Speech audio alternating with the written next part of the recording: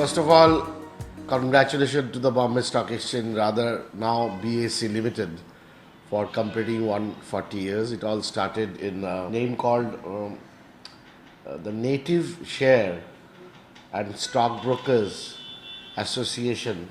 Was formed in 1875, and then there were certain improvements over the time.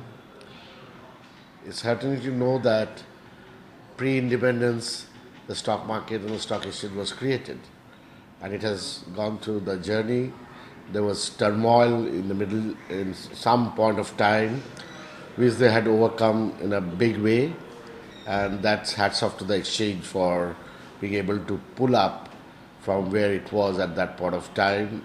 This was more in particular after the computerized exchange started, and the Sensex has been a big indicator and parameter to the entire nation to understand the health of the economy as large, and to that extent the BSE Sensex, we have still not been able to call them Mumbai Sensex. The Sensex, which started with very humble beginning, and I believe that the Sensex was absolutely not understood at the initial stage. Over the time, it went through a lot of changes, and today it's widely accepted. I mean, if you ask an ordinary investor, he will say Sensex has fallen or Sensex has gone up. So, to the common man, a Sensex has a huge recall value, which itself proves the success of the exchange.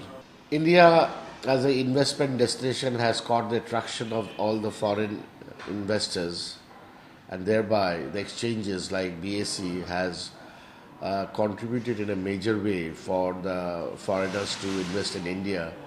The impact cost was earlier very high under the outcry system, which has now gone into a minimum tick, and BSE itself has a better tick value than the other exchanges. I think a big landscape has evolved, and going forward from 2016 beginning more or less, I think by another 10 years time it will be having a huge landscape for investors.